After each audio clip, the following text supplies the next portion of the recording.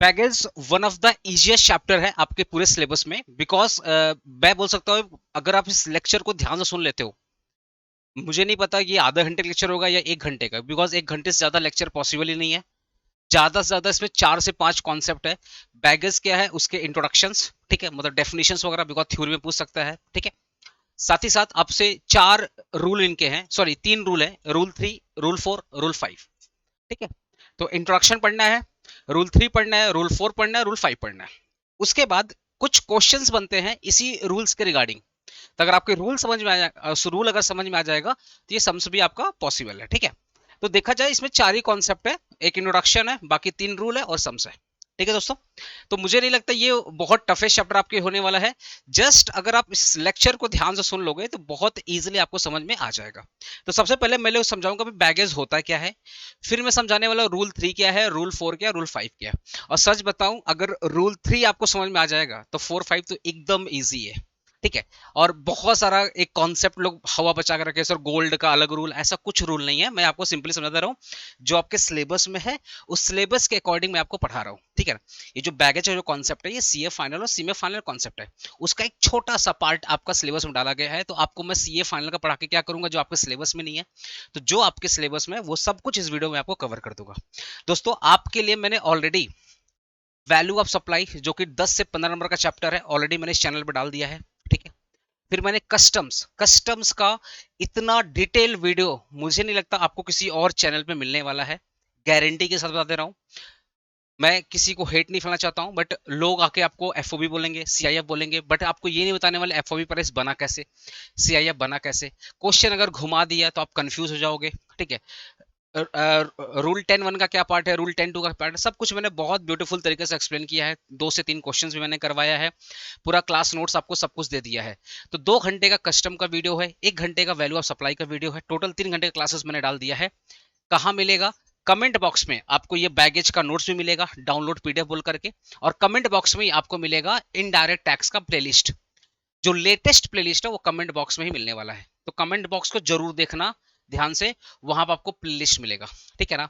तो प्लेलिस्ट से जाओगे तुमको वैल्यू ऑफ सप्लाई और कस्टम का मिल जाएगा। बाकी जितने भी इनडायरेक्ट टैक्स के प्लेलिस्ट, इनडायरेक्ट टैक्स के जितने भी वीडियोस आएंगे, जैसे अभी इसके बाद जो वीडियो आएगा टाइम ऑफ सप्लाई और प्लेस ऑफ सप्लाई का वीडियोस आएगा, ठीक है। फिर आईटीसी, इनपुट टैक्स क्रेडिट और जीएसटी का ऑल थ्योरी, ये भी वीडियो आएगा। तो सब कुछ उसी प्लेलिस्ट में अपलोड होने वाला है, ठीक है दोस्तों।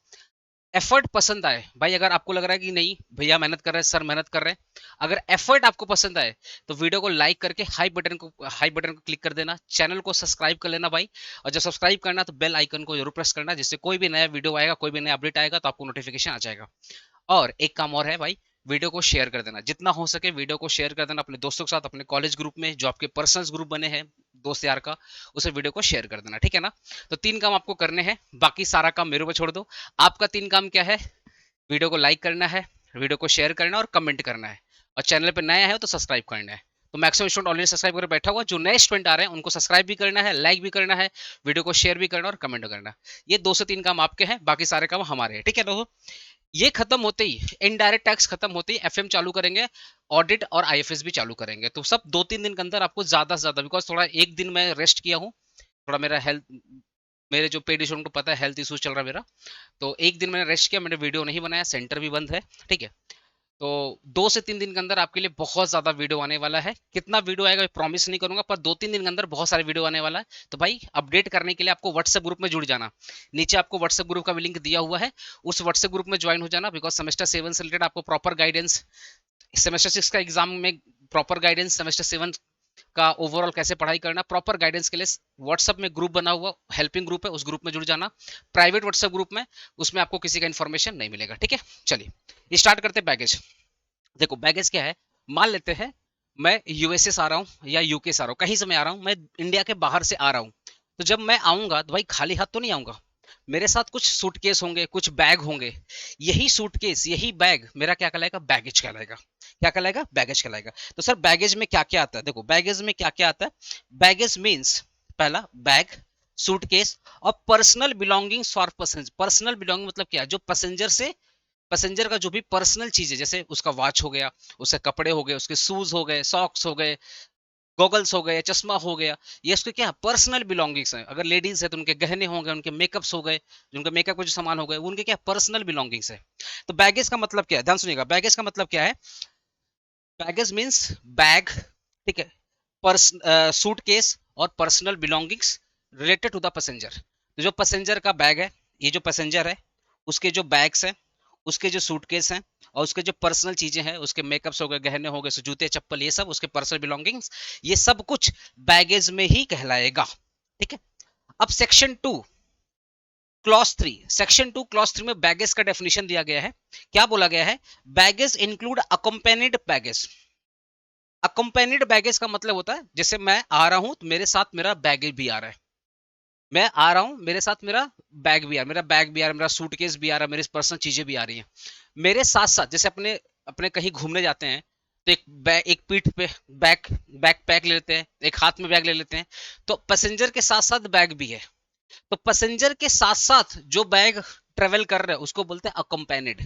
और एक वर्ड है अनअकम्पेनिड। अनअकम्पेनिड का मतलब क्या होता है, मान लो मैं यूएसए से आ गया 1 तारीख को, मैं यूएसए से इंडिया आया 1 तारीख को, मेरा बैग आया 10 तारीख को। मैं मान लेते 1 अप्रैल को आया, पर मेरा जो बैग आया ना वो 10 अप्रैल को आया। तो इस केस में क्या, पैसेंजर पहले आ गया, बैग बाद में आया। तो जब पैसेंजर के साथ साथ बैग आता है उसको बोलते हैं अकम्पेनिड। और अगर पैसेंजर पहले आ गया, बैग बाद में आया, उसको बोलते हैं अनअकम्पेनिड। तो चाहे भैया अकम्पेनिड हो चाहे अनअकम्पेनिड हो, दोनों केस में बैगेज का कॉन्सेप्ट अप्लाई होगा। तो ऐसा बिल्कुल नहीं होगा कि आप पहले आ गए, बैग आपका बाद में आ रहा है, चलेगा, बैगेज का रूल अप्लाई होगा। अगर आप आ रहे हैं साथ में आपका बैग भी है तब भी अप्लाई होगा। तो आपका जो बैगेज है वो आपके साथ साथ आए या कुछ दिन के बाद आए, आप पहले आ गए उसके बाद आया, तब भी बैगेज का कॉन्सेप्ट अप्लाई होगा। कभी कभी रुक जाओगे, आपने बैग पहले भेज दिया, बाद में आप आए तब भी अप्लाई होगा। मतलब ऐसा ऐसा हो ही नहीं सकता, ऐसा हो नहीं सकता है कि आप दूसरे देश से ट्रेवल करके इंडिया में आ रहे हैं और आपका बैग का चेकिंग ना हो, आपका ओवरऑल बैग का स्क्रीनिंग ना हो, ऐसा हो ही नहीं सकता। तो जब भी आप एब्रॉड, एब्रॉड क्या होता है, इंडिया के बाहर जितने भी कंट्री हो सब एब्रॉड है। तो जब भी आप एब्रॉड से इंडिया में आओगे तो बैगेज का कॉन्सेप्ट आपके ऊपर अप्लाई होगा, सिंपल सा बात यही है, ठीक है ना। बैगेज में याद रखिएगा मोटरसाइकिल नहीं आता, मोटरसाइकिल मोटर व्हीकल ये सब नहीं आता। भाई बैगेज में कार वगैरह नहीं आता, मतलब जितने मोटर व्हीकल है वो बैगेज के कॉन्सेप्ट में नहीं आते हैं, ठीक है ना। ओके, अब आपको मैं बता रहा हूँ बैगेज का रेट। जो बैगेज का रेट होता है ना वो 35% होता है, ठीक है। अगर मान लो बैगेज है ना, मान लो मैं कोई सामान लेकर आ रहा हूँ, एग्जांपल दे रहा हूँ, मान लो मैं कोई सामान लेकर आ रहा हूँ, तो उस पर मुझे 35% का ड्यूटी लगेगा, टैक्स लगेगा। तो बैगेज का जो रेट है वो 35% है, अभी 35% है, नेक्स्ट ईयर से ये 10% हो गया है। राइट नाउ आपके एग्जाम में ये 35% अप्लीकेबल है। नेक्स्ट एग्जाम जब आप, जो नए वाले बच्चे हैं, मतलब जो अभी जो सेमेस्टर 6 में जाएंगे, सभी जो सेमेस्टर 4 में है वो तो 6 में जाएंगे ना, तो उनके लिए 10% होगा। बट राइट नाउ इस बार एग्जाम के लिए 35% अप्लीकेबल है, ठीक है।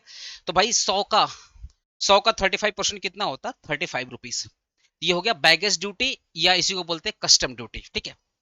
अब इसी के ऊपर 10% क्या लगेगा, सरचार्ज लगेगा, इसके ऊपर 35 के ऊपर में।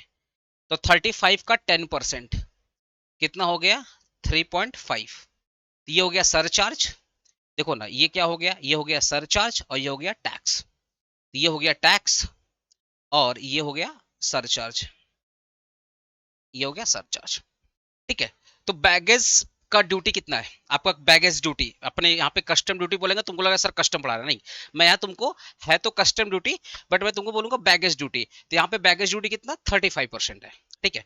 तो अगर आप कोई सूटकेस लेकर आ रहे हो और एक लिमिट है, उस लिमिट से ज्यादा अगर आपका सूटकेस है तो आपके ऊपर क्या लगेगा, बैगेज ड्यूटी लगेगा, विच इज कस्टम ड्यूटी 35%, ठीक है। चलो मैं एक एग्जाम्पल दे रहा हूँ, एक एग्जाम्पल दे रहा हूँ। मान ले ये मिस्टर ए है, इन्होंने 1 लाख रुपया का सामान लेकर आया, ठीक है ना। In the excess of duty free limit, मतलब जितना लिमिट था, लिमिट से 1 लाख रुपया का ज्यादा, जो लिमिट प्रेस्क्राइब किया गया था गवर्नमेंट के द्वारा, आगे मैं पढ़ाऊंगा क्या क्या लिमिट है। जो लिमिट था उस लिमिट से 1 लाख रुपए से ज्यादा वो सामान लेकर के आए हैं। जो लिमिट था उस लिमिट से 1 लाख रुपए का ज्यादा तो लिमिट से 1 लाख रुपए का ज्यादा सामान लेकर आए हैं, तो भैया अगर लिमिट से ज्यादा लेकर आओगे, लिमिट से ज्यादा लेकर आओगे तो आपके ऊपर क्या लगेगा, कस्टम ड्यूटी या बैगेज ड्यूटी लगेगा। तो इस 1 लाख का निकालेंगे 35%, which is our custom duty. तो हमारा कस्टम ड्यूटी कितना हो गया, 35,000, ठीक है ना। अब इस 35,000 पे जो मेरा ड्यूटी आया, जो मेरा टैक्स आया, याद रखिएगा जो सर चार्ज होते हैं ना वो टैक्स पे लगते हैं, जो हमारे सर चार्ज होते हैं ना वो टैक्स पे लगते हैं। तो इस 35% पे 10% का लगेगा सर चार्ज, कितना हो गया, 3500 रुपया। 3500, तुमको मैंने कस्टम में पढ़ाया था ना, जो हमारा बेसिक कस्टम ड्यूटी था वो सीआईएफ वैल्यू पे लगता था, है ना, और जो सर चार्ज था वो बेसिक कस्टम ड्यूटी के ऊपर लगता था। वही सेम कस्टम कॉन्सेप्ट यहाँ पे, जो सर चार्ज होते हैं ना हमेशा वो कस्टम ड्यूटी के ऊपर लगते हैं। तो हमारा कस्टम ड्यूटी कितना था, देखो भैया 1 लाख का 35%, तो कस्टम ड्यूटी कितना है, 35,000। इस 35,000 का 10% हमारा क्या लगेगा, सोशल वेलफेयर सरचार्ज, ठीक है। तो टोटल टैक्स कितना हो गया, 35,000 आपका मेन टैक्स हो गया विच इज कस्टम ड्यूटी या बैगेज ड्यूटी, और 3,500 आपका सरचार्ज हो गया। तो टोटल टैक्स कितना हो गया, 38,500। तो टोटल टैक्स कितना हो गया, 38,500। अगर मैं इसको परसेंटेज में कन्वर्ट करूं तो 38.5%। तो कहने को है 35%, पर रियल जो गवर्नमेंट चार्ज करती है वो 38.5%। अगर आपसे कोई बोले बैगेज ड्यूटी कितना है तो बोलना भैया ऐसे तो गवर्नमेंट बोलती है 35%, बट 35% बट हाथी का दांत है, बोलने को 35% है पर गवर्नमेंट चार्ज करती है 38.5%। ठीक है, होपफुली आपको समझ में आ गया होगा। ठीक है दोस्तों, चलिए अब क्वेश्चन आ रहा है, कौन कौन से ऐसे गुड्स है जहां पर आपको कोई भी टाइप का एग्जम्पशन नहीं मिलेगा, है ना। कंसेशनल बैगेज का मतलब नो एग्जम्पशन, मतलब आपको ड्यूटी देना ही पड़ेगा, नो एग्जम्पशन। नो एग्जम्पशन का मतलब आपको कस्टम ड्यूटी, आपका जो कस्टम ड्यूटी है वो आपका देना पड़ेगा, मतलब कस्टम ड्यूटी यहाँ पे बनेगा। ठीक है, तो बोला goods on which concessional baggage duty will not apply, मतलब एग्जम्पशन नहीं मिलेगा। बहुत सारे ऐसे बैगेज होते हैं ना, बहुत सारे ऐसे बैगेज होते हैं जहां पे एग्जम्पशन, जहां पे आपको छूट नहीं मिलेगा। एग्जम्पशन तुम लोग टैक्स में समझता है, टैक्स में एग्जम्पशन मतलब कुछ अमाउंट तक टैक्स नहीं लगेगा। तो यहाँ पे बोला कुछ स्पेशल टाइप के गुड्स है जहां पर आपको कोई भी एग्जम्पशन नहीं मिलेगा, अल्दो वो बैगेज के पार्ट होंगे, बट कुछ ऐसे गुड्स है जिनके ऊपर एग्जम्पशन नहीं मिलेगा। जैसे पहला है फायर आर्म्स, कोई भी गन है, कोई भी पिस्टल है, या कोई भी सिमिलर वेपन, मतलब गन पिस्टल की तरह है, रिवॉल्वर वगैरह, ठीक है, are not covered. Passenger brings a pistol from the USA, normal baggage concession will not available, मतलब अगर कोई इंसान पिस्टल लेकर आ रहा है तो उसके ऊपर कोई भी छूट नहीं है, वो बैगेज के, मतलब वो बैगेज में कंसीडर किया जाएगा, बैगेज में कंसीडर किया जाएगा, बट उसके ऊपर कस्टम ड्यूटी देना पड़ेगा, उसके ऊपर कोई एग्जम्पशन नहीं है। ठीक है, अगर आप 50 गोली, कार्टेज होता ना, कार्ट्रिज जो 50 गोली, तो अगर 50 कार्टिज है तो उसके ऊपर आपको एग्जम्पशन मिलेगा, 50 से ज्यादा रहेगा तो जितना ज्यादा है, मान लो 80 लेकर आ रहे हो तो 80 में से 50 पे नो टैक्स, जो 30 है उस 30 पे आपको बैगेज ड्यूटी देना पड़ेगा। ठीक है, तो more than 50 baggage are excluded, तो इस केस में आपको एग्जम्पशन नहीं मिलेगा। जैसे एग्जांपल मान लो 80, ठीक है, 80 यहाँ पे बोला 80 कैरेटीज, तो baggage concession will not apply. ठीक है, मतलब वही 80, 50 तक, 50 पे नो लिमिट, जो 30 है उस 30 पे आपको क्या देना पड़ेगा, बैगेज ड्यूटी देना पड़ेगा। ठीक है ना। अब बात करते हैं एक्सेस ऑफ सिगरेट, सिगार और tobacco. Excess of cigarette, cigar और टैबेको, तो यहाँ पे बोला ना excess of cigarette, cigar and tobacco. Cigarette मतलब कितना बोला गया, सिगरेट के लिए बोला गया 100 सिगरेट, अगर आपके पास 100 सिगरेट है तो वो एग्जम्पशन फ्री है, मतलब उसके ऊपर बैगेज ड्यूटी नहीं लगेगा। अगर आप 100 से ज्यादा, तो जितना आपने एक्सेस लिया उस एक्सेस पे आपको कस्टम ड्यूटी देना पड़ेगा, बैगेज ड्यूटी देना पड़ेगा। मान लेते हैं एक पैसेंजर ना 150 सिगरेट लेके ट्रेवल कर रहा है, तो 150 में से 100 सिगरेट पर कस्टम ड्यूटी नहीं लगेगा, जो रिमेनिंग 50 सिगरेट है उस 50 सिगरेट पर उसको बैगेज ड्यूटी देना पड़ेगा। ठीक है, अगर मैं सिगार की बात करूं तो 25 सिगार तक आपको छूट है, आप अपने बैग में 25 सिगार ना मोटा मोटा होता है, वो सिगरेट से भी ज्यादा उसमें टबैको होता है, तो जो 25 सिगार्स हैं वो 25 सिगार्स तक आपको एग्जम्पशन है। अगर आप उससे ज्यादा लेके जाओगे तो जितना आप एक्सेस लेके जा रहे हो उस एक्सेस पे आपका कस्टम ड्यूटी देना पड़ेगा। मान लेते एक कस्टमर है वो 40 सिगार लेके जा रहा था, 40 सिगार, वो सिगरेट की तरह होता है मोटा मोटा, 40 सिगार, तो भैया 40 में से 25 पर 40 में से, ठीक है 40 में से मैं लिख दे रहा हूं, सिगार के केस में जो लिमिट है वो 25 सिगार है, और टोबैको केस में जो लिमिट है वो 125 ग्राम, 125 ग्राम, ठीक है। तो अगर आप 40 सिगार, मान लिया आप 40 सिगार लेके जा रहे हैं, तो 40 में से 40 सिगार में से 25 सिगार पे नो टैक्स, ये जो 15 सिगार एक्स्ट्रा है, इस 15 पे क्या लगेगा, कस्टम ड्यूटी लगेगा। ऐसे ही मान लेते हैं 180 ग्राम आप टोबैको लेकर ट्रेवल कर रहे हैं, तो 180 ग्राम में से सॉरी बोला था तबीयत खराब से 180 ग्राम में से 125 ग्राम पे, 180 ग्राम में से 125 ग्राम एग्जम्पशन है, रिमेनिंग कितना हो जाएगा भाई, आई थिंक देख लेता हूं भाई 55 ग्राम्स। तो ये जो 55 ग्राम्स है ये आपके क्या होंगे, टैक्सेबल हो जाएंगे, इस पर लगेगा टैक्स, इस पर क्या लगेगा, टैक्स, ठीक है ना, क्लियर है चीज। तो भैया यहाँ पे यही बोल रहा है कि अगर आपके पास बंदूक है तो ये इसके ऊपर क्या लगेगा, कस्टम ड्यूटी लगेगा। अगर आपके पास अप टू 50 कैरेक्टरीज है, गोली वोली जो होता है तो छूट है, उससे ज्यादा रहेगा तो एक्सेस पे क्या लगेगा, कस्टम ड्यूटी लगेगा। अगर आपके पास सिगरेट है, सिगरेट है, जैसे आपके पास सिगरेट है, सिगारेट टोबैको है, 100 सिगरेट तक छूट है, उससे ज्यादा सिगरेट अगर एक्सेस करोगे, मान लो आप 150 सिगरेट लेके चल रहे हो, तो 150 में से 100 पे नो टैक्स, रिमेनिंग 50 पर टैक्स लगेगा। सिगार की बात करूं, अगर मान लेते हैं आपके पास कितना सिगार है, मान लेते हैं आपके पास 40 सिगार है, तो 40 में से 25 पे नो टैक्स, 15 पे आपको टैक्स लगेगा। मान लेते हैं आपके पास 180 ग्राम टोबैको है, तो 180 आपके बैग में, तो 180 ग्राम में से 125 ग्राम पे नो टैक्स, रिमेनिंग 55 ग्राम पे क्या लगेगा, टैक्स लगेगा। ये था आपके, अगर ये सब आपके बैग में है तो, आपके बैग में ये सब नहीं है तो कोई बात नहीं है, आगे पढ़ाऊंगा, एक होता है रेड चैनल, एक होता है ग्रीन चैनल, मैं आगे पढ़ा दूंगा, ठीक है। चलो, alcoholic liquor wine skidding 2 litre, अगर आप 2 लीटर तक अल्कोहल लेकर ट्रेवल करते हैं, 2 लीटर तक अल्कोहल या वाइन लेकर के आप ट्रेवल करते हैं, उसके ऊपर कोई भी टैक्स नहीं लगेगा। 2 लीटर से ज्यादा आपके बैग में 2 लीटर से ज्यादा अगर अल्कोहल है, 2 लीटर से ज्यादा, तो एक्सेस क्वांटिटी पे, ठीक है ना, तो एक्सेस क्वांटिटी पे, ठीक है, एक्सेस क्वांटिटी पे आपको क्या लगेगा, कस्टम ड्यूटी लगने वाला है, ठीक है। चलो, gold silver other than ornaments, देखो भैया ऑर्नामेंट्स मतलब क्या होता है, गोल्ड ज्वेलरी या सिल्वर की ज्वेलरी होती है, जैसे गोल्ड चैन हो गया, ठीक है, रिंग हो गए, ये सब क्या गहने वहने होते हैं ना, नेकलेस वगैरह हो गए, ठीक है, तो उनके ऊपर एग्जम्पशन मिलेगा। बट अगर आपके पास गोल्ड बार है, या गोल्ड का बिस्किट है, या सिल्वर बार है, सिल्वर बार मोटा करके जो सिल्वर बार होता है, या सिल्वर बिस्किट्स है, तो इन सब के ऊपर कोई भी एग्जम्पशन मिलने वाला नहीं है, इन सब के ऊपर आपका टैक्स लगने वाला है। तो अगर आप गोल्ड बार लेकर ट्रेवल कर रहे हैं तो आपके ऊपर टैक्स लगेगा, कोई भी लिमिट नहीं है। जितना भी आप छोटा सा भी टुकड़ा लेकर ट्रेवल करेंगे तो छोटे से टुकड़े का भी वैल्यूएशन निकाला जाएगा, और उस वैल्यूएशन पे 38.5% मिनिमम, ठीक है। ऐसे अलग अलग रेट है, आपको रेट का चक्कर यहाँ पे नहीं बताओ, अलग का थोड़ा सा रेट अलग है, गोल्ड के लिए रेट अलग है, बता दूंगा वीडियो को लास्ट तक, गोल्ड वाला बता दूंगा, ठीक है। बस अभी तुम ये समझो, अगर आपके पास गोल्ड बार है या गोल्ड बार है या गोल्ड बिस्किट है, या सिल्वर बार है या सिल्वर बिस्किट्स है, या गोल्ड क्वाइन है या सिल्वर क्वाइंस है, इन सब के ऊपर कोई लिमिट नहीं है, आप इनके ऊपर 100% टैक्स देना पड़ेगा।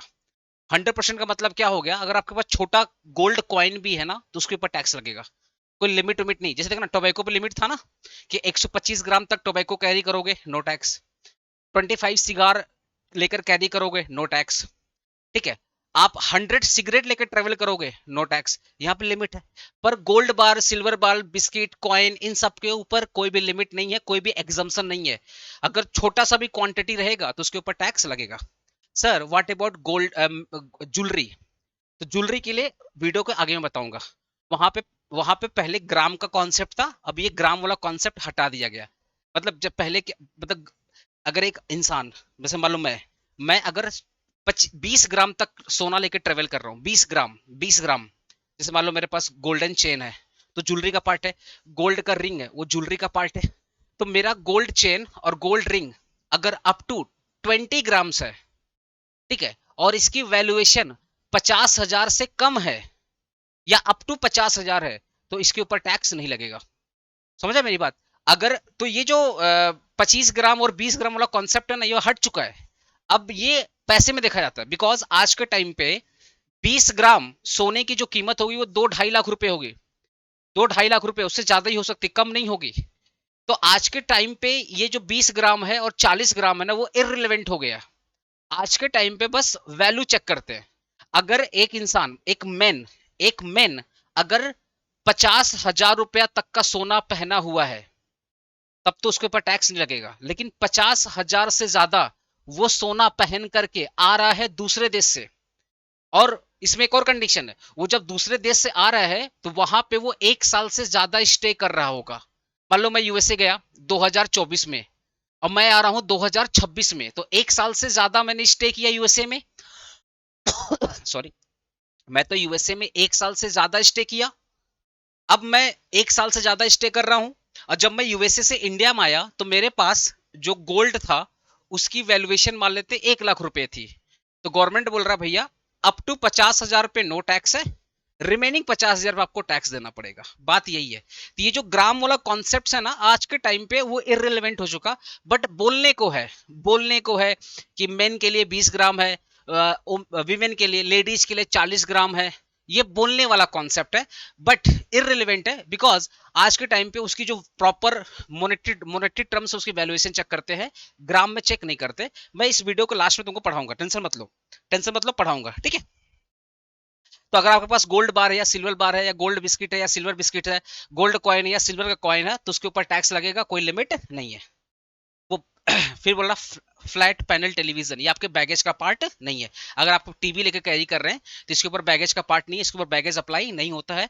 इसके ऊपर डायरेक्ट कस्टम ड्यूटी अप्लाई होती है, मतलब कस्टम एक्ट फॉलो होता है, इसमें बैगेज का कॉन्सेप्ट अप्लाई नहीं होता है।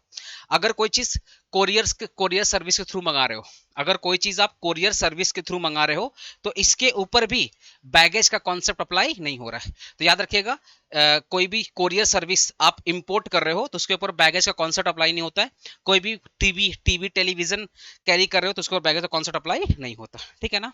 तो होपफुली मैंने आपको अच्छे समझा दिया बैगेज क्या है। सर मान लीजिए ये बंदा है, ये यूएसए से इंडिया आ रहा है, तो अपने साथ मान लो 2 सूटकेस लेके आ रहा है। तो ये मान लो एक सूटकेस है और एक उसका पर्सनल बैग है, ठीक है। यही जो उसका सूटकेस और जो बैग है, इसी को बोलते हैं बैगेज, इसी क्या बोलते हैं बैगेज, ठीक है। तो सूट बैगेज इंक्लूड सूटकेस, ठीक है, पर्सनल बैग और personal belongings to the passenger, ठीक है। जो उसके पर्सनल चीजें हैं जो साथ में वो लेके ट्रेवल कर रहा है, वही बैगेज कहलाएगा। या हो सकता है पैसेंजर पहले आ गया, सूटकेस बैग ये सब बाद में आया, तब भी उसके ऊपर बैगेज कॉन्सेप्ट अप्लाई होगा। कुछ कुछ ऐसी चीजें होती हैं जहां पर जो बैगेज का पार्ट तो होती हैं पर उसके ऊपर एग्जम्पशन नहीं मिलेगा। जैसे एग्जांपल मैंने आपको दिया था गोल्ड बार पर कोई एग्जम्पशन नहीं है, सिल्वर बार पर कोई एग्जम्पशन नहीं है, ठीक है। इवन जो आपका टीवी टेलीविजन और इंपोर्ट कर रहे हो ना, कोरियर सर्विस, कोई भी कोरियर सर्विस के थ्रू सामान मंगा रहे हो, उस पर बैगेज अप्लाई नहीं होता है। अगर कोई कोरियर के थ्रू, मतलब दूसरे देश से ना कोरियर के थ्रू सामान मंगा रहे हो, तो उस पर बैगेज कॉन्सेप्ट अप्लाई नहीं होगा, ठीक है। गोल्ड बार सिल्वर बार के ऊपर बैगेज कॉन्सेप्ट अप्लाई होता है, पर उस पर लिमिट नहीं मिलेगा, मतलब उस पर 100% टैक्सेबल बनेगा, ठीक है। ज्वेलरी का कॉन्सेप्ट अलग है, आगे पढ़ाऊंगा, टेंशन मत लो, ओके। तो याद रखिएगा, गन पिस्टल ये बैगेज में आता है, पर इसके ऊपर टैक्स लगेगा, कोई भी लिमिट नहीं है। 50 अप टू 50 कार्टेज छूट है, उससे ज्यादा पे टैक्स। एक्सेस सिगार टबैको बता चुका हूँ, लिमिट बता चुका हूँ। इससे ज्यादा लेकर जो लिमिट है, लिमिट से ज्यादा लेकर ट्रेवल करोगे तो एक्सेस अमाउंट पे क्या लगेगा, टैक्स लगेगा। 2 लीटर से ज्यादा अल्कोहल लेकर ट्रेवल करोगे तो जो एक्सेस अमाउंट है, उस एक्सेस अमाउंट पे क्या लगेगा, टैक्स लगेगा, ठीक है। आगे मैं क्लियर कर चुका हूँ, चलिए। अच्छा, ये 2 टाइप का चैनल होता है, एक होता है ग्रीन चैनल और एक होता है रेड चैनल। ग्रीन चैनल का मतलब क्या होता है, अगर आपको लग रहा है कि आपके पास ऐसा कोई बैग है जिसके ऊपर कोई भी टैक्स नहीं लगेगा, ठीक है, अगर आप श्योर है कि आपके पास जो भी सूटकेस है, जो भी बैगेज है, उस बैगेज में कोई भी टैक्स नहीं लगेगा, तो आप ग्रीन चैनल पकड़ के साइड हो जाओ। मतलब समझ रहे हो, आप एयरपोर्ट पे जाओगे ना तो दो दो गेट होते हैं, एक ग्रीन होता है, एक रेड होता है।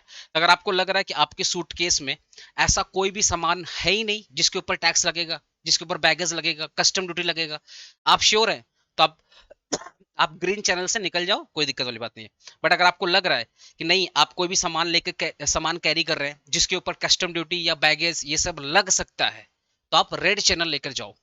जैसे एक फेमस एग्जांपल मोबाइल फोन, अगर आप mobile phone seal pack mobile phone लेके आ रहे हो, तब तो आप भैया रेड चैनल से आओ, आप रेड चैनल से लाओ, ठीक है। आपको रेड चैनल से आना पड़ेगा बिकॉज सील पैक आप लेकर आ रहे हो दूसरे से।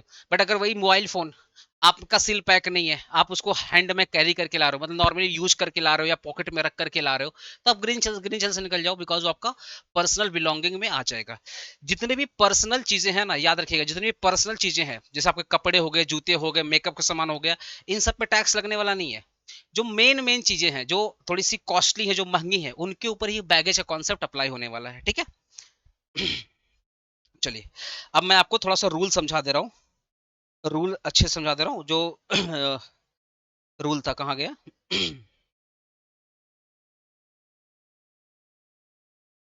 अच्छा, पर्सनल चीजें में क्या क्या आ सकती है देख लो। क्लोथ आ सकता है, जूता आ सकता है, चश्मा आ सकता है, मोबाइल फोन आ सकता है, टॉयलेटरीज मतलब मेकअप का सामान आ सकता है, रिस्ट वॉच, ये आपके पर्सनल चीजों में आएंगी। पर्सनल चीजों में और क्या क्या है? गोल्ड ज्वेलरी आपके पर्सनल में नहीं आता है, या आपकी पर्सनल गोल्ड ज्वेलरी आपके पर्सनल में नहीं आता है। ये लिमिट इसका सेट करेंगे, मतलब याद रखिएगा, अगर आप ये सब लेके ट्रेवल कर रहे हैं, अगर ये सब लेके ट्रेवल कर रहे हैं, तो इसके ऊपर कोई भी टैक्स नहीं लगेगा।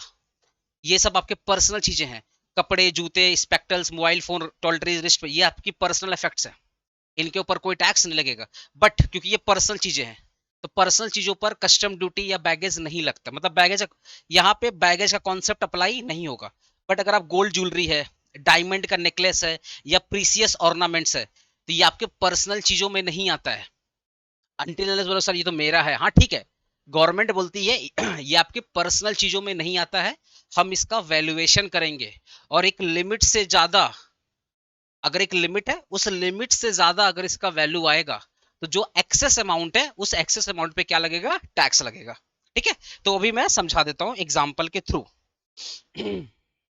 जैसे मान लेते हैं, a travel bring clothes, shoes, toothbrush, मतलब एक ट्रेवलर है, वो कपड़ा लेकर, जूता, टूथब्रश, ये सब लेकर ट्रेवल कर रहा है, तो ये उसका पर्सनल चीज है, इसके ऊपर, ये डेली का सामान है, इसके ऊपर कोई भी टैक्स लगने वाला नहीं है, ठीक है ना। अब आते हैं रूल 3, मैंने बोला ना, एक है रूल 3, बहुत इंपॉर्टेंट है।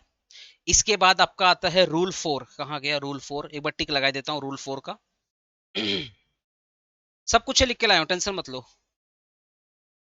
रूल 4 यहीं पे होगा, हाँ देखो, ये है रूल 4, और एक रूल 5 होगा, ये चीन यही चीज है।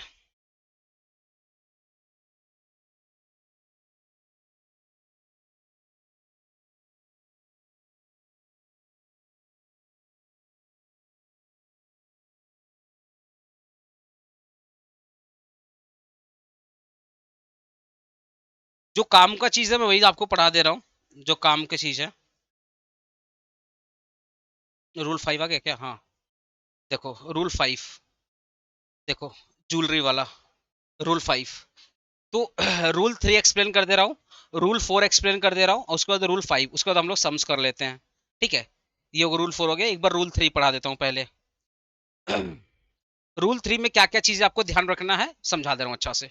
रूल 3 में क्या क्या चीज ध्यान रखना है, बस रूल 3 में 5 मिनट, रूल 4 में, रूल 3 में पकड़ लो 5 से 10 मिनट, रूल 4 में आपको 2 से 3 मिनट, और रूल 5 में भी 2 से 3 मिनट, तो करीबन 20 मिनट में रूल 3, रूल 4, 5 कंप्लीट हो जाएगा, और 10 मिनट में हमारा सम्स कंप्लीट हो जाएगा, ठीक है।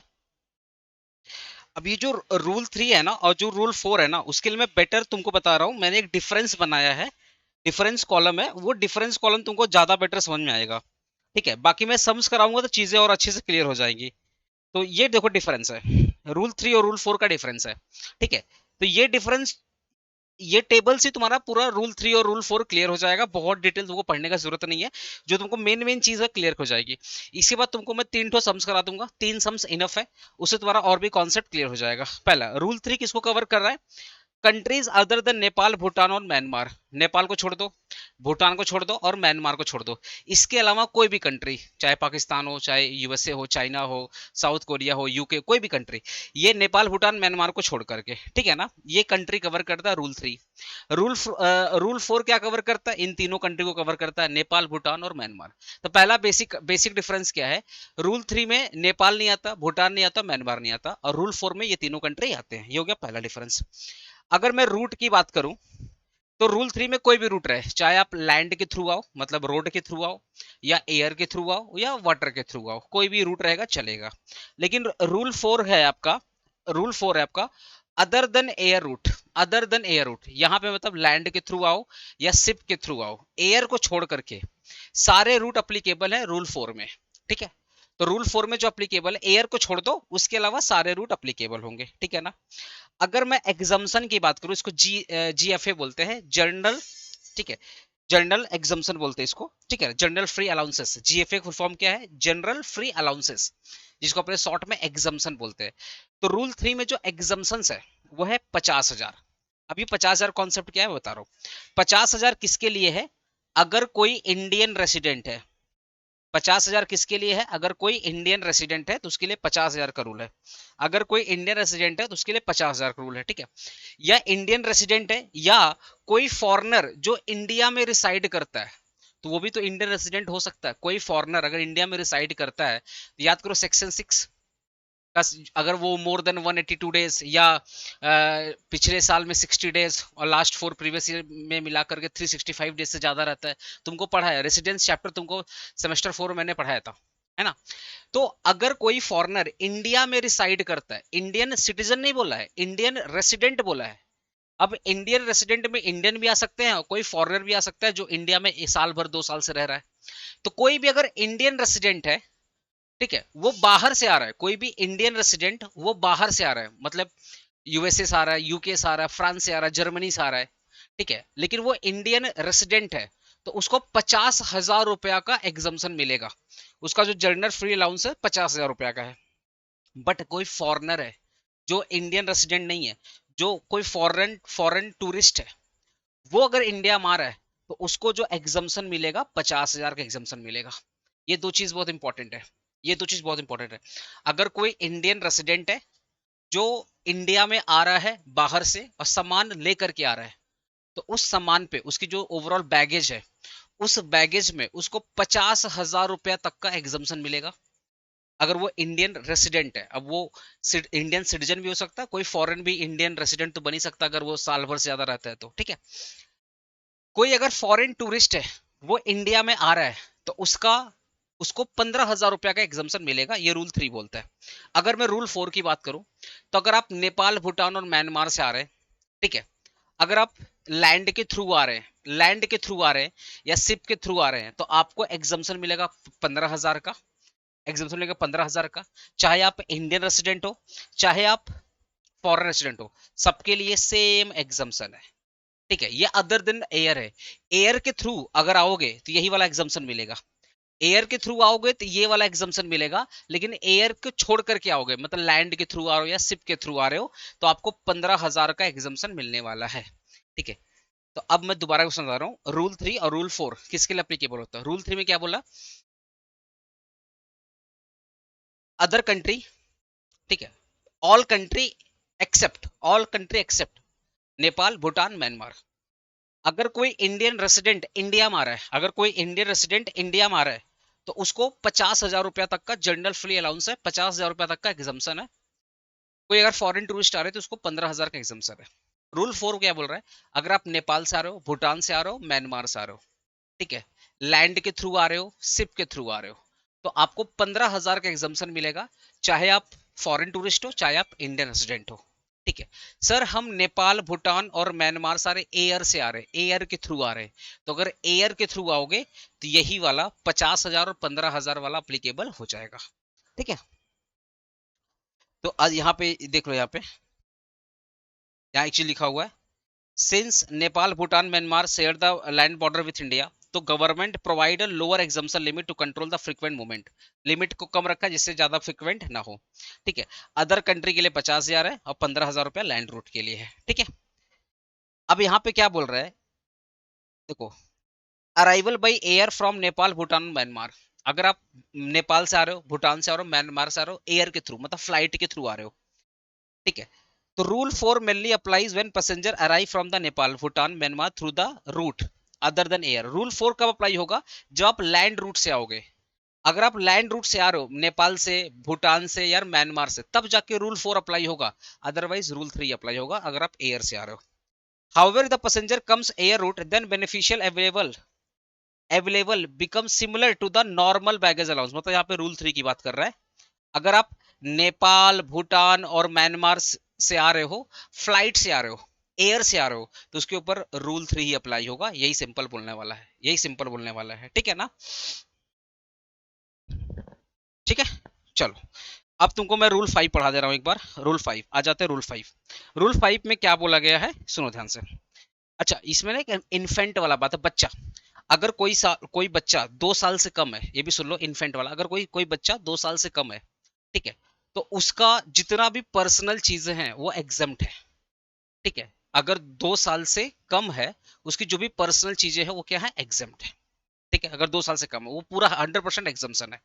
2 साल से ज्यादा है तो उसका जो एडल्ट वाला है वही 50,000, अगर वो अगर वो इंडियन रेसिडेंट है, या अगर फॉरेन वाला है तो 15,000। तो नॉर्मल जो एग्जम्पशन है ना, वो बच्चे के लिए अप्लाई होगा अगर वो 2 साल से ज्यादा है। अगर वो 2 साल से ज्यादा है तो वही नॉर्मल वाला अप्लाई होगा। इंडियन रेसिडेंट है तो 50,000, और फॉरेन रेसिडेंट है तो 15,000। ठीक है, और वही नेपाल वाला भी सेम कंडीशन अप्लाई होगा। ठीक है, तो वो अभी मैं सम्स कराऊंगा तो वो चीजें और अच्छे से क्लियर हो जाएगी। तो ये बच्चा वाला जो कॉन्सेप्ट है ना, उसके लिए मैं सम्स रखा हूं, अभी मैं सम्स करा दूंगा, ठीक है ना?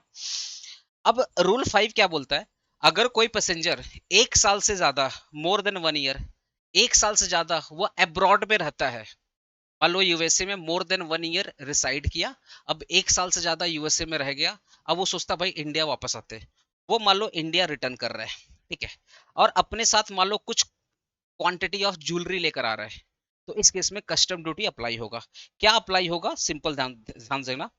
अगर वो मेन है तो मेन के लिए 20 ग्राम है, और उसकी उसकी जो वैल्यूएशन अप टू 50,000 है। तो ये जो ग्राम वाला कॉन्सेप्ट है ना, अभी इररिलेवेंट हो गया, बिकॉज आज के टाइम पे जो 20 ग्राम है, आज के टाइम में अगर 20 ग्राम है तो 20 ग्राम का जो वैल्यूएशन होगा 2 लाख के ऊपर चला जाएगा। तो बट तुमको तुमको बस यह ध्यान रखना है, अगर कोई मेन की ज्वेलरी है, अगर उसकी वैल्यूएशन अप टू 50,000 है तो नो टैक्स। 50,000 से ज्यादा है तो जितना एक्सेस अमाउंट है उस एक्सेस अमाउंट पे क्या लगेगा, टैक्स लगेगा। अगर मैं फीमेल की बात करूं, फीमेल की बात करूं, आ जाओ फीमेल, फीमेल वाला देख लो यहाँ पे। फीमेल के लिए बोला गया 40 ग्राम, और उसकी वैल्यू 1 लाख बोला गया। तो मैं सिंपली तुमको बता दे रहा हूँ, यहाँ पे लिख लो, यहाँ देखो मैन, यहाँ पकड़ लो फीमेल, मतलब मेल और फीमेल, ठीक है, यहाँ पे लेडीज पकड़ लो या मेल, ठीक है। तो यहाँ पे 20 ग्राम है और यहाँ पे 40 ग्राम है। ठीक है, ज्वेलरी की बात करो, गोल्ड की बात नहीं करो। ज्वेलरी, ज्वेलरी में सिल्वर भी हो सकता है, सिल्वर का रिंग, गोल्डन रिंग, डायमंड का रिंग, कुछ भी हो सकता है, ज्वेलरी की बात हो रही है अब, ठीक है। तो 20 ग्राम मैन और 40 ग्राम फीमेल के लिए, फीमेल ज्यादा पहनती है, 40 ग्राम बोला गया। और बोला ये जो 20 ग्राम की वैल्यूएशन होगी ना, वो अप टू 50,000 होने चाहिए। और इसको बोला इस जो 40 ग्राम की वैल्यूएशन है अप टू 1 लाख होनी चाहिए। तो मैं अगर रियलिटी बताऊं तो ये जो ग्राम वाला कॉन्सेप्ट है ना, ये अब हट चुका है, क्योंकि ये इररिलेवेंट है। 40 ग्राम अगर आप सोना लेने जाओगे तो उसकी जो वैल्यूएशन आएगी लगभग 4 से 5 लाख रुपए आएगी। तो ये जो ग्राम वाला कॉन्सेप्ट हट गया है। नॉर्मली तुमको बस याद रखना है, अगर 50,000 रुपया तक का ज्वेलरी है, अप टू 50,000 तक का ज्वेलरी है, तो नो टैक्स। मेल के केस में, मेन के केस में। और अगर 1 लाख रुपया तक का ज्वेलरी है, अगर 1 लाख रुपया तक का ज्वेलरी है तो फीमेल केस में नो टैक्स। अगर ये 50,000 तक का है भैया तो नो टैक्स, और यहाँ पे 1 लाख रुपया तक का है तो नो टैक्स। बस दिमाग तुमको ये रखना है। ये ग्राम वाला कॉन्सेप्ट आज के रियलिटी देखा जाए तो इररिलेवेंट हो चुका है, बट हाँ सिलेबस में आपको यही पढ़ाया गया। तो मेन के केस में क्या बोला गया, 20 ग्राम एंड 50,000, 20 ग्राम एंड 50,000 रुपया तक का, अगर 20 ग्राम तक का ज्वेलरी है एंड 50,000 उसकी वैल्यूएशन है, तो आपको नो टैक्स देना पड़ेगा। लेकिन फीमेल में क्या बोला गया, फीमेल में क्या बोला गया, 40 ग्राम एंड उसकी जो वैल्यूएशन है वो 1 लाख रुपया तक की है। तो 40 ग्राम एंड 1 लाख की ज्वेलरी है, 40 ग्राम और उसकी वैल्यूएशन अप टू 1 लाख होनी चाहिए। अगर मान लो कोई फीमेल है, मान लो 40 ग्राम सोना पहन के आ रही है और उसकी वैल्यूएशन 1 लाख रुपए है, तो नो टैक्स। उससे ज्यादा है तो जो एक्सेस अमाउंट है उस एक्सेस अमाउंट पे क्या लगेगा, टैक्स लगेगा। बट यही बोलना चाहता हूँ यहाँ पे, ठीक है। ये था रूल 5, बस ये रूल 5 था। चलो मैं सम्स तुमको करा दे रहा हूँ, एक मिनट रुक जाओ, सम्स करा दे रहा हूँ। आ जाओ क्वेश्चन 1, मेरा बुक का क्वेश्चन नंबर 1 है। क्या बोल रहे हैं यहाँ पे, mister x return from the US, वो यूएस से रिटर्न हो रहा है, इसका मतलब वो इंडिया में रहता है, यूएस गया होगा, ठीक है, यूएस गया होगा और वो यूएस से रिटर्न हो रहा है, तो यहाँ पे मान के चलेंगे ये इंडियन रेसिडेंट है, तो अजम्पशन क्या हो गया, इंडियन रेसिडेंट, ठीक है ना। और वो 7 दिन के बाद आ रहा है यूएस से। He he brought with him following items, वो अपने साथ कुछ लेकर आ रहा है, जैसे पर्सनल इफेक्ट, उसकी जो पर्सनल चीजें हैं 42,000 रुपया की है, तो इसके ऊपर कोई टैक्स नहीं लगेगा, नो टैक्स। ये लैपटॉप है, तो याद रखिएगा लैपटॉप का केस में मैं एक नोट लिखवा दे रहा हूँ, लैपटॉप केस में यहाँ पे क्वेश्चन 1 था, यहाँ पे मैं एक नोट लिखवा दे रहा हूँ, नोट नंबर 1। अगर कोई इंसान लैपटॉप, ठीक है, लैपटॉप कैसे क्या बोला है, 18 ईयर्स और एबव, अगर कोई लैपटॉप लेकर आ रहा है तो एग्जेम्प्ट होगा, ठीक है, वो एग्जेम्प्टेड होगा। अगर कोई लैपटॉप लेकर आ रहा है और उसका एज 18 साल है या 18 साल से ज्यादा है तो वहां पे एग्जेम्प्ट होगा, ठीक है ना। तो भाई ये जो मिस्टर है, ये जो मिस्टर है, क्या नाम इनका, ये जो मिस्टर है, मिस्टर एक्स, मिस्टर एक्स, यहाँ पे एज नहीं दिया हुआ है, तो मान के चलेंगे ये 18 साल से क्या है, ज्यादा है, 18 साल ज्यादा है, तो कोई भी इंसान अगर लैपटॉप लेकर के आ रहा है और उसकी एज 18 साल है या उससे ज्यादा है तो ये एग्जम्प्ट हो जाएगा, ठीक है।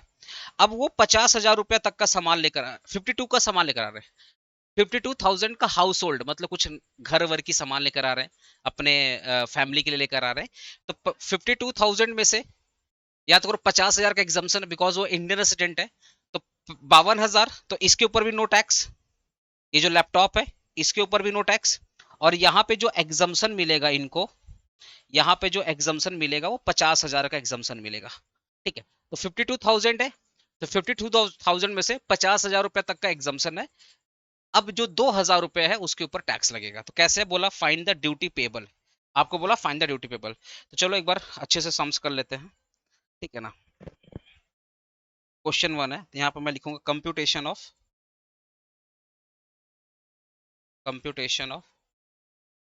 ड्यूटी पेबल,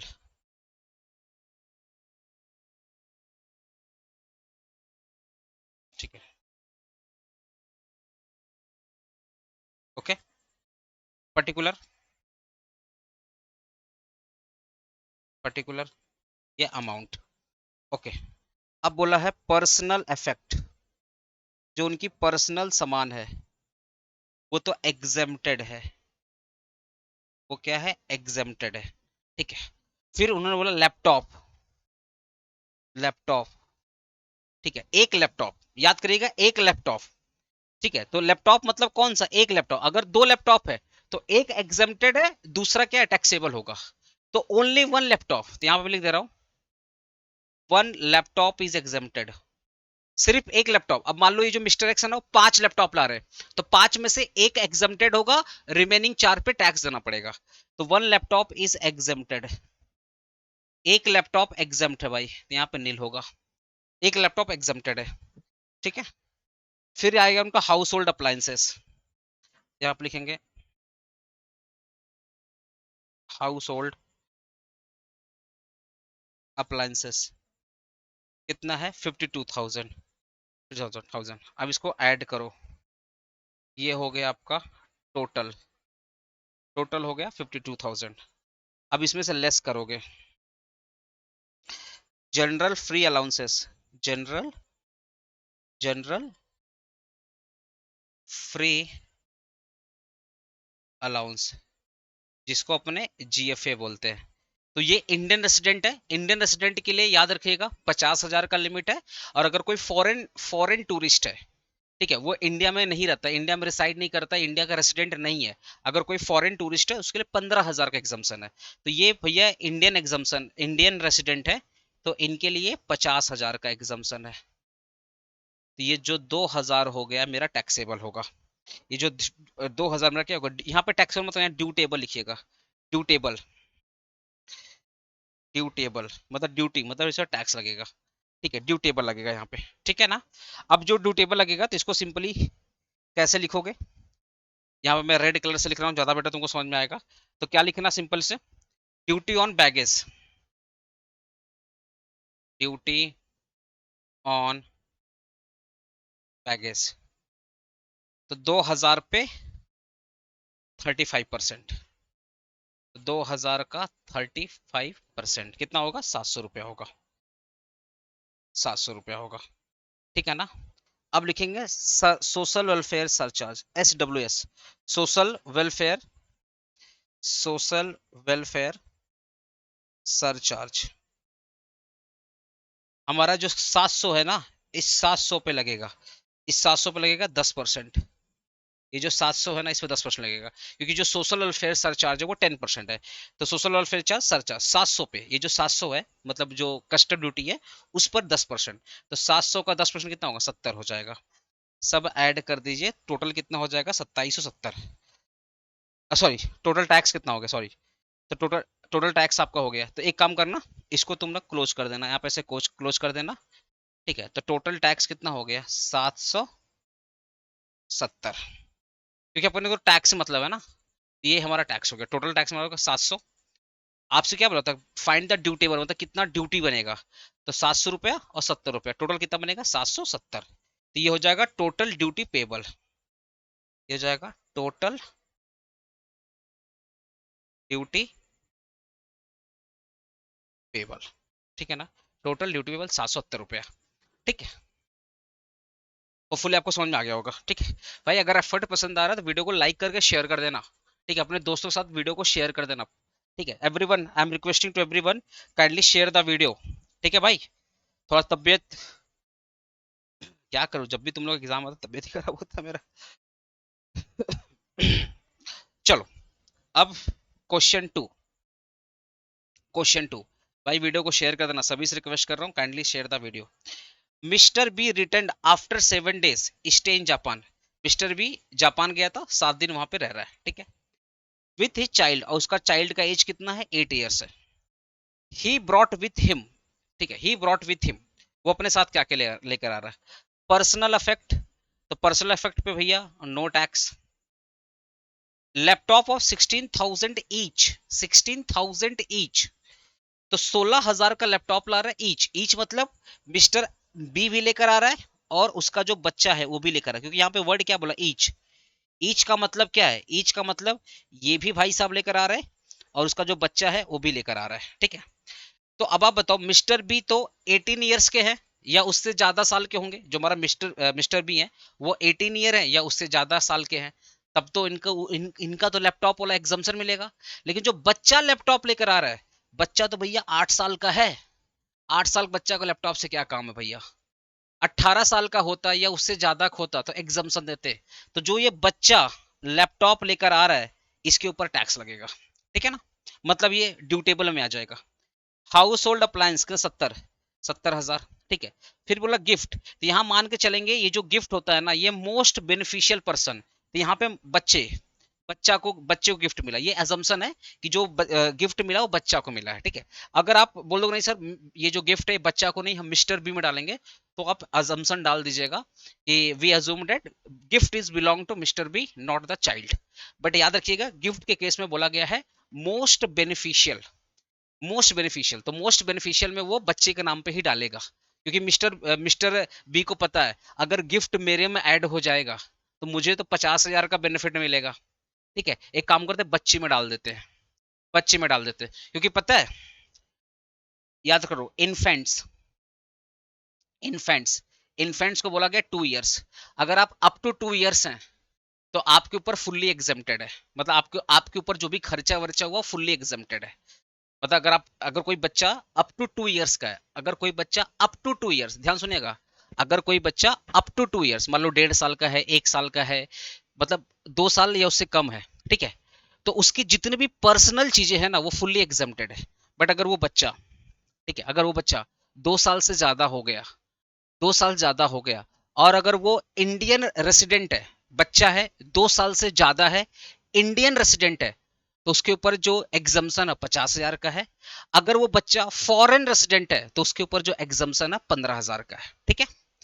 तो यहाँ पे जो बच्चा है वो तो 2 साल से ज्यादा है, तो बच्चे के ऊपर जो एग्जम्पशन बनेगा वो 50,000 का एग्जम्पशन बनेगा। तो मिस्टर बी को पता है कि मेरे नाम पे 50,000 का एग्जम्पशन है, बच्चे के नाम पे 50,000 का एग्जम्पशन है, तो एक काम करता हूँ, गिफ्ट बच्चे के नाम पे डाल देता हूँ। ये सही भी है, क्योंकि भैया अगर तुम सोचो ना, अगर ये भी 70,000 ये भी 20,000, तो कितना हो गया, मान लेते हैं 90,000, तो 90,000 में से 50,000 तो एग्जम्पशन, तो 40,000 का टैक्स देना पड़ेगा, किसको, मिस्टर बी को देना पड़ेगा। तो मिस्टर बी बहुत चालाक है, बोला नहीं इसको बच्चे के नाम पे डाल देते हैं। तो जो मोस्ट, अब बोला भी गवर्नमेंट ही बोलती है कि गिफ्ट के केस में आप मोस्ट बेनिफिट पर्सन को डाल सकते हैं। तो मिस्टर बी किसको डाला होगा, चाइल्ड को डाला होगा, ठीक है। और यहाँ बोला फाइंड द ड्यूटी पेबल, चलो ड्यूटी निकालते हैं। क्वेश्चन 2, वही कंप्यूटेशन ऑफ ड्यूटी पेबल आप लिख लीजिएगा, ठीक है। ये है मिस्टर बी और ये है चाइल्ड, ठीक है। ये है पर्टिकुलर, ओके। अब क्या क्या चीज है, पहला बोला पर्सनल इफेक्ट, ये जो पर्सनल इफेक्ट है ये सब में एग्जेम्प्टेड है, सब में एग्जेम्प्टेड है। फिर बोला है लैपटॉप 16,000 ईच बोला है, ईच। तो मिस्टर बी के लिए एग्जेम्प्टेड है, और बच्चा के लिए तो टैक्स बनेगा, बच्चा के लिए टैक्स बनेगा, बिकॉज बच्चा अभी 18 साल का नहीं हुआ। लैपटॉप पे याद रखिएगा, लैपटॉप में बोला गया है एक एक लैपटॉप एग्जेम्प्टेड है, पर उसका जो एज है वो 18 साल या उससे ज्यादा होना चाहिए। तो एक बच्चा 18 साल से कम है, अगर वो लैपटॉप लेके कैरी कर रहा है तो वो एग्जेम्प्टेड में नहीं आएगा, फुल्ली टैक्सेबल में आएगा, ठीक है। अगर यही बच्चा 18 साल का होता या उससे ज्यादा का होता तो एग्जेम्प्ट हो जाता, ठीक है। House hold appliance 70,000, house hold appliance 70,000। House hold, बच्चा थोड़ी हाउस होल्ड लेकर आएगा। याद करो गिफ्ट, गिफ्ट गिफ्ट में क्या है, 20,000 रुपया है, गिफ्ट में 20,000। तो गिफ्ट में बच्चा में भी गिफ्ट डाल दीजिएगा, बच्चे में गिफ्ट डाल दीजिएगा, क्योंकि मोस्ट बेनिफिशियल हमारा बच्चा ही है यहाँ पे, ठीक है। तो टोटल करते हैं, यहाँ पे आएगा 70,000, यहाँ पे आएगा 36,000, ये हो गया टोटल, ठीक है। 70, अच्छा ये लाइन मत करिए, 70,000। अब यहाँ पे लेस करेंगे जीएफए, जनरल फ्री अलाउंसेस, इसका भी 50,000 है, इसका 50,000, 50,000, इसका क्या है, बच्चे का भी क्या बोला गया है, बच्चे का भी बोला जाएगा 50,000, पर इसका जो टोटल 36,000, तो 36,000 50,000 विच एवर इज लोअर, 36,000। भाई गवर्नमेंट तो मैक्सिमम आपको देगी ना 50,000, गवर्नमेंट तो आपको मैक्सिमम देगी, आपका वैल्यू है 36,000, आपकी जो वैल्यू है वो 36,000 है। तो गवर्नमेंट कितना एग्जाम्शन दे रही है, गवर्नमेंट एग्जाम्शन दे रही है 36,000, सॉरी, गवर्नमेंट एग्जाम्शन दे रही है 50,000, और जो आपका टोटल है 36,000। जैसे यहाँ पे देख लो, गवर्नमेंट एग्जाम्शन कितना दे रही है, 50,000, और आपका टोटल कितना है, 70,000, तो विच एवर इज लोअर, 50,000, ठीक है। गवर्नमेंट एग्जाम्शन दे रही है 50,000, और आपका टोटल कितना है, 70,000, तो जो लोअर होगा वही एग्जाम्शन बनेगा। बच्चे की बात करते हैं, बच्चे का टोटल कितना है, 36,000, गवर्नमेंट एग्जाम्शन कितना दे रहा है, 50,000, तो लोअर क्या आएगा, 36,000। तो जो आपका टोटल 36,000 है, तो मैक्स जो आपका एग्जाम्शन बनेगा वो 36,000 ही बनेगा। गवर्नमेंट आपको मैक्सिमम बोलेगी 50। अब ये भी समझो ना, अगर मान लेते ये 66,000 होता, अगर मान लेते ये 66,000 होता, तो गवर्नमेंट बोल रही है आपका टोटल कितना है, 66,000, हमारा एग्जाम्शन कितना है, 50,000, तो 66,000 50,000 विच एवर इज लोअर, तो लोअर क्या आएगा, 50,000। तो इस केस में यहाँ पे 50,000 लिखता, पर मेरा एग्जाम्शन तो 36,000 है, तो अगर मेरा एग्जाम्शन ही 36,000 है, ठीक है, तो मुझे 50,000 का एग्जाम्शन थोड़ी मिलेगा। अगर तुम सोचो ना, अगर मैं इसको 50,000 का एग्जाम्शन कर देता तो 14,000 क्या आता, नेगेटिव आता, तो गवर्नमेंट क्या 14 अपने पॉकेट से आपको देती है क्या, नहीं देती। समझ रहे हो ना, ये तो मैक्सिमम था, ठीक है। तो आपका 36,000 टोटल है, तो 36,000 और 50,000 विच एवर इज लोअर, 36,000, यही आपका हो जाएगा एग्जाम्शन, ठीक है। यहाँ पे हो जाएगा 20,000, यहाँ पे हो जाएगा नील, ठीक है, यहाँ पे हो जाएगा नील। अब ये हो गया ड्यूटेबल, ड्यूटीएबल मतलब इसके ऊपर ड्यूटी बनेगा, इसको मैं क्रॉस कर देता हूँ, ठीक है। थोड़ा सा मैं इसको बढ़ाता हूँ, अब आप लिखेंगे टोटल, क्या लिखा था यहाँ पर हम लोगों ने, ड्यूटी एंड बैगेज, हाँ duty and baggage, duty on baggage 20,000 का 35%,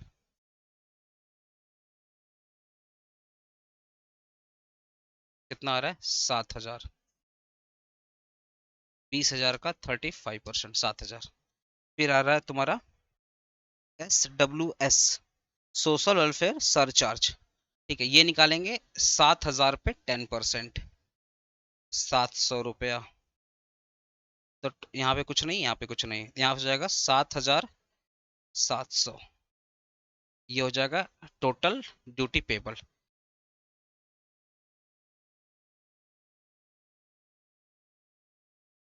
टोटल ड्यूटी पेबल, ठीक है, समझ में आ गया ना? ठीक है भाई, कमेंट कर देना समझ में आ रहा है कि नहीं आ रहा है, कमेंट वगैरह कर देना अच्छे से। चलो अब ये वाला देख लेते हैं। इसका तो मैं यहीं पे समझा दे रहा हूँ तुमको। मिस्टर एक्स, एज है तुम्हारा 20 साल, is returning with the baggage of 40,000। ठीक है, 40,000 बैगेज, 40,000 लेकर आ रहा है, excluding the personal effect. Oh, personal effect को छोड़ करके, पर्सनल इफेक्ट तो उसकी पर्सनल चीजें छोड़ करके, पर्सन मान लो उसके पास दो बैग होगा, एक बैग होगा पर्सनल बैग, एक होगा नॉन पर्सनल बैग। तो जो पर्सनल बैग है उसको छोड़ करके जो उसका नॉन पर्सनल बैग है उसकी जो वैल्यू है वो 40,000 है। ठीक है, find the duty baggage in the following case. ठीक है ना? तो बोल रहा है coming from the Nepal, coming from the Nepal via the air root after the 2 days stay. वो नेपाल से आ रहा है वाया एयर, एयर से आ रहा है। तो भाई याद करो, यहाँ पे जब वो एयर से आएगा तो रूल 3 की बात होगी। और रूल 3 में क्या बोला गया, रूल 3 में क्या बोला गया, 50,000 तक का एग्जम्पशन मिलेगा। रूल 3 में क्या बोला गया था, 50,000 तक का एग्जम्पशन मिलेगा। ठीक है ना? ठीक है, लेकिन यहाँ पे ये अजम्पशन थोड़ा देख लेते हैं। यहाँ पे एक मिनट रुक जाओ, अजम्पशन देख लेते हैं। ठीक है, तो ये जो सॉरी, एयर के एयर से आ रहा है ना, तो एयर पे उसको 15,000 का एग्जम्पशन मिलेगा। 15,000 का एग्जम्पशन मिलेगा उसको, एयर पे उसको 15,000 का एग्जम्पशन मिलेगा। Coming from Nepal after 6 days from the land route, land route से नो एग्जम्पशन, कोई भी एग्जम्पशन नहीं मिलेगा। ठीक है, coming from Pakistan after 4 days by the air route, तो एयर रूट से आ रहा है तो इसको याद करो, पाकिस्तान अदर देन, तो 50,000 तक का एग्जम्पशन मिलेगा, मैक्सिमम 50,000। ठीक है, coming from Nepal through the land route after 3 days। ठीक है, ठीक है, लैंड रूट आफ्टर 3 भैया नो एग्जम्पशन। ठीक है, तो एक बार मैं इसको सॉल्व कराता हूँ, एक बार मैं इसको सॉल्व कराता हूँ। ठीक है, अच्छे से एक बार सॉल्व कराता हूँ। ठीक है, किसका फोन आ रहा है, एक मिनट तो फोन उठा के बात करते हैं। ठीक है, चलो क्वेश्चन 3। ठीक है, यहाँ लिख रहा हूँ पर्टिकुलर, पर्टिकुलर, यहाँ आप लिखेंगे dutiable amount, dutiable amount. ठीक है,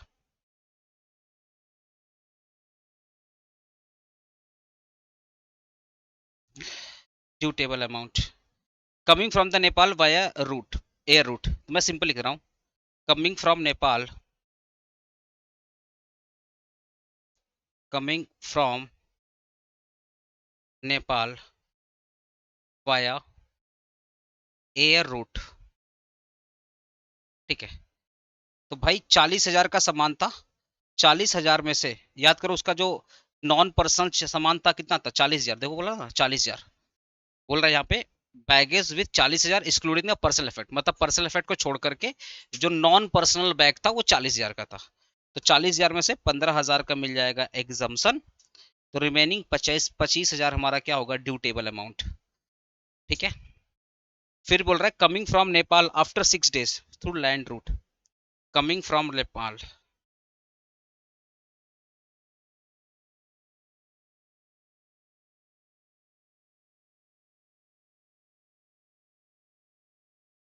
वाया लैंड रूट, अगर लैंड रूट से आ रहा है तो कोई भी एग्जाम्पशन नहीं मिलेगा, 40 का 40,000 ड्यू टेबल होगा।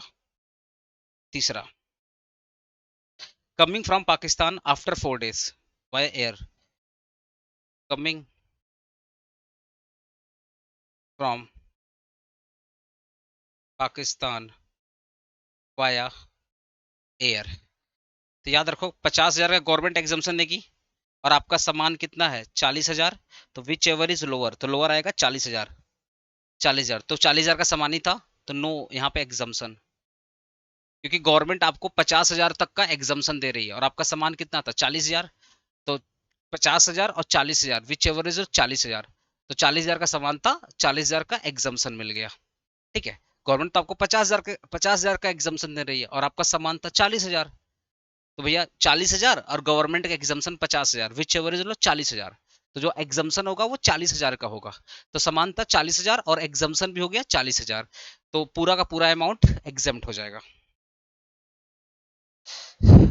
Root after 3 days stay coming from Nepal through land route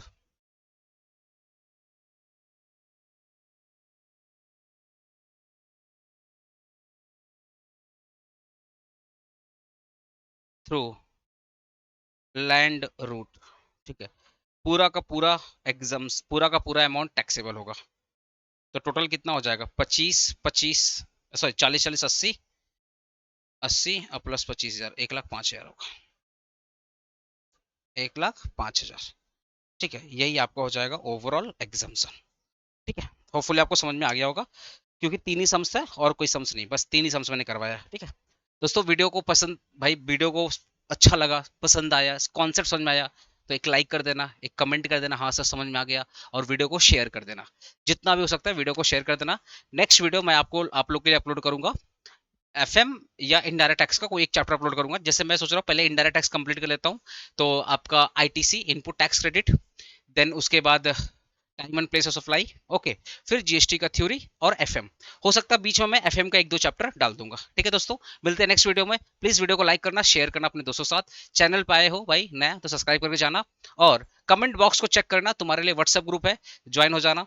ये पूरा का पूरा पीडीएफ रहेगा, डाउनलोड पीडीएफ बोल करके उससे टेलीग्राम पे जाओगे, उसको भी ज्वाइन कर लेना। तो प्लीज कमेंट बॉक्स जरूर चेक करना, वीडियो को लाइक करना, कमेंट करके जाना और वीडियो को शेयर कर देना। ठीक है दोस्तों, मिलते हैं नेक्स्ट वीडियो में।